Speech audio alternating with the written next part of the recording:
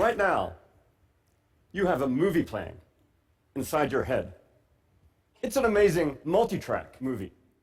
It has 3D vision and surround sound for what you're seeing and hearing right now. But that's just the start of it. Your movie has smell and taste and touch. It has a sense of your body, pain, hunger, orgasms. It has emotions, anger, and happiness. It has memories, like scenes from your childhood, playing before you. And it has this constant voiceover narrative in your stream of conscious thinking. At the heart of this movie is you, experiencing all this directly. This movie is your stream of consciousness, the subjective experience of the mind and the world. Consciousness is one of the fundamental facts of human existence. Each of us is conscious. We all have our own inner movie. You, and you, and you. There's nothing we know about more directly. At least I know about my consciousness directly. I can't be certain that you guys are conscious. Consciousness also is what makes life worth living. If we weren't conscious, nothing in our lives would have meaning or value. But at the same time, it's the most mysterious phenomenon in the universe. Why are we conscious? Why do we have these inner movies? Why aren't we just robots who process all this input, produce all that output, without experiencing the inner movie at all? Right now, nobody knows the answers to those questions. I'm going to suggest that to integrate consciousness into science, some radical ideas may be needed. Some people say a science of consciousness is impossible. Science, by its nature, is objective. Consciousness, by its nature, is subjective. So there can never be a science of consciousness. For much of the 20th century, that view held sway. Psychologists studied behavior objectively. Neuroscientists studied the brain objectively. And nobody even mentioned consciousness. Even 30 years ago, when TED got started, there was very little scientific work on consciousness. Now, about 20 years ago, all that began to change. Neuroscientists like Francis Crick and physicists like Roger Penrose said now's the time for science to attack consciousness. And since then, there's been a real explosion, a flowering of scientific work on consciousness. And this work has been wonderful, it's been great. But it also has some fundamental limitations so far. The centerpiece of the science of consciousness in recent years has been the search for correlations between certain areas of the brain and certain states of consciousness. We saw some of this kind of work from Nancy Canwisher and the wonderful work she presented just a few minutes ago. Now we understand much better, for example, the kinds of brain areas that go along with the conscious experience of seeing faces, or of feeling pain, or of feeling happy. But this is still a science of correlations. It's not a science of explanations. We know that these brain areas go along with certain kinds of conscious experience, but we don't know why they do. I like to put this by saying that this kind of work from neuroscience is answering some of the questions we want answered about consciousness, the questions about what certain brain areas do and what they correlate with. But in a certain sense, those are the easy problems. No knock on the neuroscientists. There are no truly easy problems of consciousness, but it doesn't address the real mystery at the core of this subject. Why is it that all that physical processing in a brain should be accompanied by consciousness at all? Why is there this inner subjective movie? Right now, we don't really have a bead on that. Now you might say, let's just give neuroscience a few years. It'll turn out to be another emergent phenomenon, like traffic jams, like hurricanes, like life, and we'll figure it out. The classical cases of emergence are all cases of emergent behavior. How a traffic jam behaves, how a hurricane functions, how a living organism reproduces and adapts and metabolizes. All questions about objective functioning. You can apply that to the human brain and explaining some of the behaviors and the functions of the human brain as emergent phenomena. How we walk, how we talk, how we play chess. All these questions about behavior. But when it comes to consciousness, questions about behavior are among the easy problems.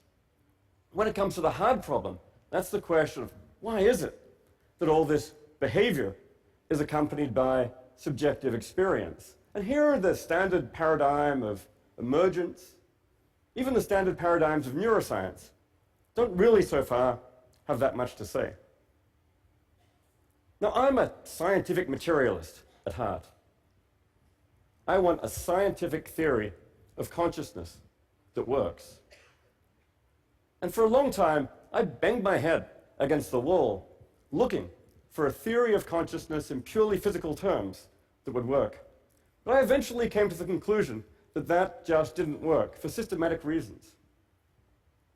It's a long story, but the core idea is just that what you get from purely reductionist explanations in physical terms, in brain-based terms, is stories about the functioning of a system, its structure, its dynamics, the behavior it produces. Great for solving the easy problems, how we behave, how we function. But when it comes to subjective experience, why does all this feel like something from the inside?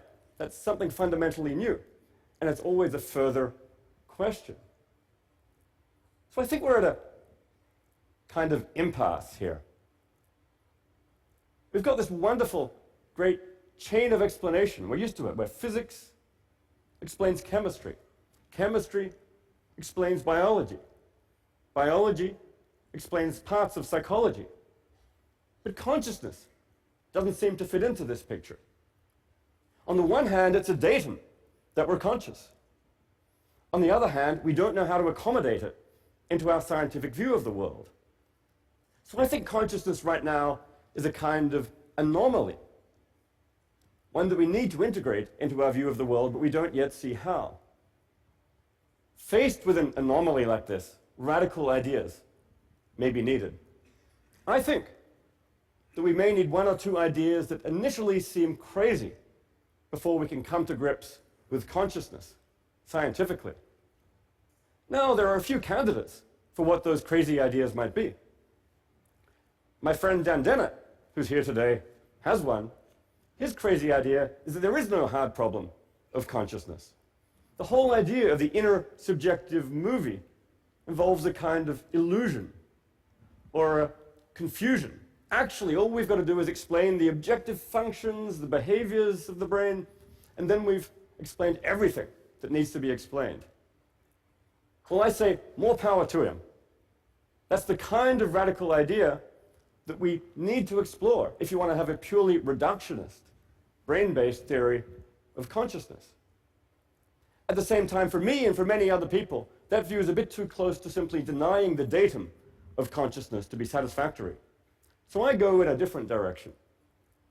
In the time remaining, I want to explore two crazy ideas that I think may have some promise. The first crazy idea is that consciousness is fundamental. Physicists sometimes take some aspects of the universe as fundamental building blocks: space and time and mass.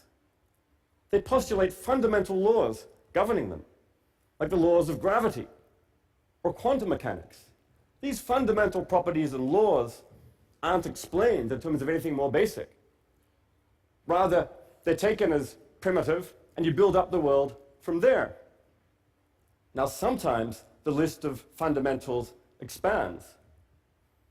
In the 19th century, Maxwell figured out that you can't explain electromagnetic phenomena in terms of the existing fundamentals, space, time, mass, Newton's laws. So he postulated fundamental laws of electromagnetism and postulated electric charge as a fundamental element that those laws govern. Well, I think that's the situation we're in with consciousness. If you can't explain consciousness in terms of the existing fundamentals, space, time, mass, charge, then as a matter of logic, you need to expand the list. The natural thing to do is to postulate consciousness itself as something fundamental, a fundamental building block of nature. This doesn't mean you suddenly can't do science with it. This opens up the way for you to do science with it.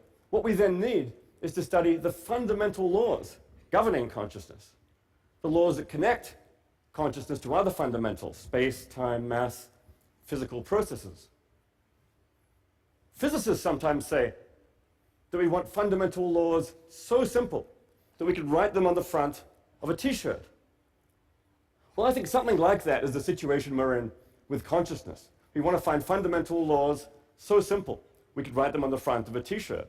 We don't know what those laws are yet, but that's what we're after. The second crazy idea is that consciousness might be universal. Every system might have some degree of consciousness. This view is sometimes called panpsychism. Pan for all, psych for mind. Every system is conscious, not just humans, dogs, mice, flies, but even Rob Knight's microbes, elementary particles. Even a photon has some degree of consciousness. The idea is not that photons are intelligent or thinking.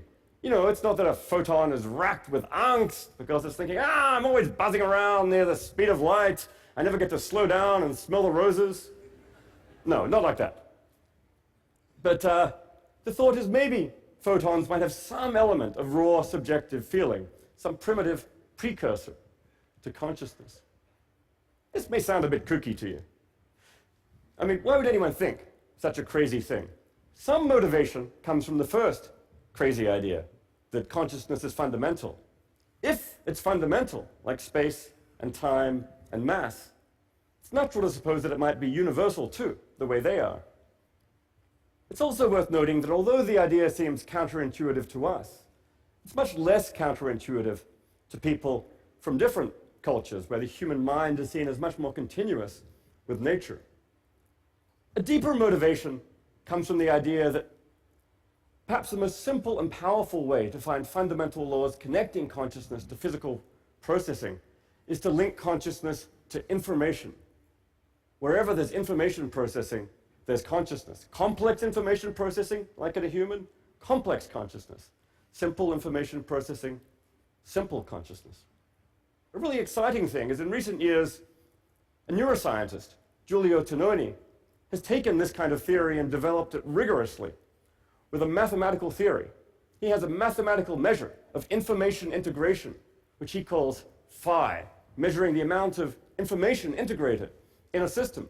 And he supposes that phi goes along with consciousness. So in a human brain, incredibly large amount of information integration, high degree of phi, a whole lot of consciousness.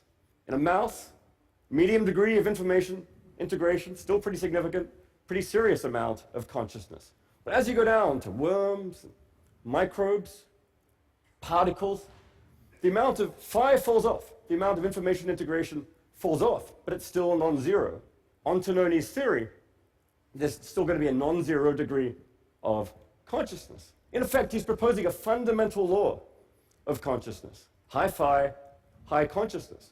Now, I don't know if this theory is right, but it's actually perhaps the leading theory right now in the science of consciousness, and it's been used to integrate a whole range of scientific data. And it does have the nice property that it is in fact simple enough you can write it on the front of a t-shirt. Another final motivation is that panpsychism might help us to integrate consciousness into the physical world. Physicists and philosophers have often observed that physics is curiously abstract. It describes the structure of reality using a bunch of equations, but it doesn't tell us about the reality that underlies it. As Stephen Hawking puts it, what puts the fire into the equations? Well, on the panpsychist view, you can leave the equations of physics as they are, but you can take them to be describing the flux of consciousness. That's what physics really is ultimately doing, describing the flux of consciousness. On this view, it's consciousness that puts the fire into the equations. On that view, consciousness doesn't dangle outside the physical world as some kind of extra. It's there right at its heart. This view, I think, the panpsychist view, has the potential to transfigure our relationship to nature. And it may have some pretty serious social and ethical consequences. Some of these may be counterintuitive. I used to think I shouldn't eat anything which is conscious. So therefore I should be vegetarian. Now if you're a panpsychist and you take that view, you're going to go very hungry. So I think when you think about it, this tends to transfigure your views, whereas what matters for ethical purposes and moral consideration is not so much the fact of consciousness, but the degree and the complexity of consciousness. It's also natural to ask about consciousness in other systems, like computers. What about the artificially intelligent system in the movie Her, Samantha? Is she conscious? Well, if you take the informational panpsychist view, she certainly has complicated information processing and integration. So the answer is very likely yes, she is conscious. If that's right, it raises pretty serious ethical issues about both the ethics of developing intelligent computer systems and the ethics of turning them off. Finally, you might ask about the consciousness of whole groups. The planet. Does Canada have its own consciousness? Or at a more local level, does an integrated group like the audience at a TED conference? Are we right now having a collective TED consciousness? An inner movie for this collective TED group, which is distinct from the inner movies of each of our parts? I don't know the answer to that question, but I think it's at least one worth taking seriously. Okay, so this panpsychist vision, it is a radical one, and I don't know that it's correct. I'm actually more confident about the first crazy idea, that consciousness is fundamental, than about the second one, that it's universal. I mean, the view raises any number of questions, has any number of challenges, like how do those little bits of consciousness add up to the kind of complex consciousness we know and love? If we can answer those questions, then I think we're going to be well on our way to a serious theory of consciousness. If not, well, this is the hardest problem perhaps in science and philosophy. We can't expect to solve it overnight. But I do think we're going to figure it out eventually. Understanding consciousness is a real key, I think, both to understanding the universe and to understanding ourselves. It may just take the right crazy idea. Thank you.